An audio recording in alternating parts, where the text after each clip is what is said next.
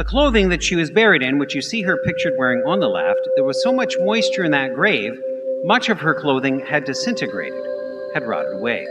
And the rosary that she's holding in her hands in that same picture, she was also buried with. And there was so much moisture in that grave, the metal chain holding the glass beads together had rusted. And in some places, it had rusted so completely that it was non-existent.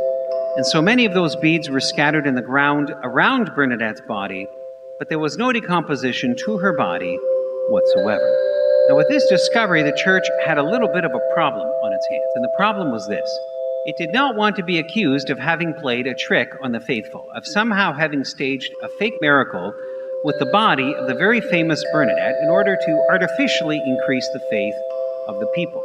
So what the church decided to do to show that it was being completely objective and that it had not faked anything is it decided to hire a forensic scientist to perform an examination on Bernadette's body to try to determine scientifically why she had not decayed. And to further give credit to its case that it had absolutely nothing to hide, the church made sure the scientist it hired was an atheist.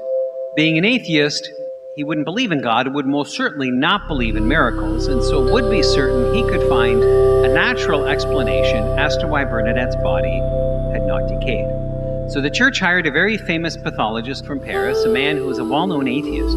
When he began the examination on Bernadette's body, he opened her body at its abdomen. Once he had her abdomen open, what he noted was there was no smell of decomposition coming from within the body. In fact, he noted there wasn't even the typical smell present within any body, such as yours or mine. What he noted that he could smell, however, was the scent of roses coming from within the body. He examined her internal organs and noted there was no decomposition in any of them. On the contrary, when he examined her liver, he noted there was fresh blood dripping from it. His conclusion is that science has no explanation as to why Bernadette's body had not decayed. He could find no evidence of any artificial chemicals in her system, nor any evidence of a mechanical process used to produce this current state.